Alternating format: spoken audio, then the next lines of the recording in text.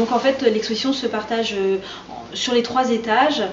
Au rez-de-chaussée, nous parlons de l'actrice qui s'habillait en Christian Dior à la ville pour son choix personnel, souvent par amitié pour le couturier, comme c'est le cas pour Marlène Dietrich, pour lequel nous avons eu un prêt très conséquent de la Cinémathèque de Berlin. Alors au rez-de-chaussée, pour finir, on a aussi l'évocation d'un défilé. Donc on a recréé avec Frédéric Beauclerc l'évocation d'un défilé avec les chaises Napoléon III qu'on avait dans la maison Christian Dior à l'époque.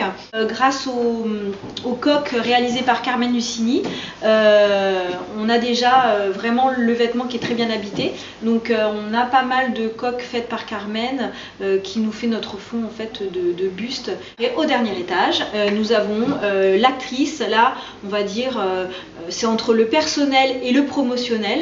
Elle va défendre un film ou être maîtresse de cérémonie. Et là, elle va choisir un couturier qu'elle aime, où elle se sent bien dans les vêtements. Et souvent, c'est la marque, enfin le couturier Christian Dior. Dans sa vie, en fait, avant qu'il devienne couturier, dès 1942, il commence à collaborer avec le cinéma et il va créer les costumes de 8 films avant d'ouvrir sa maison de couture.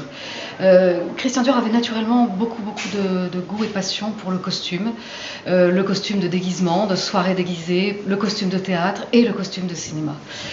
Donc en effet, il va entrer dans cette histoire du cinéma et puis ensuite les liens vont continuer tout au long de l'histoire de la maison jusqu'à aujourd'hui. Il y a presque une centaine de films dans la filmographie de la maison Dior. Il y a des rencontres avec des actrices avant même qu'il y ait un lien professionnel.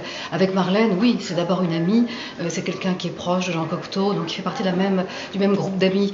Mais par exemple, Rita Hayworth aussi, elle le découvre lors du premier défilé, le fameux défilé historique du New Look, le 12 février 1947, et elle va le choisir comme son couturier, avant de le retrouver éventuellement comme d'autres actrices qui vont le retrouver dans des films, comme par exemple Olivia de Havilland, qui va d'abord le choisir comme couturier, et ensuite le retrouver au cinéma.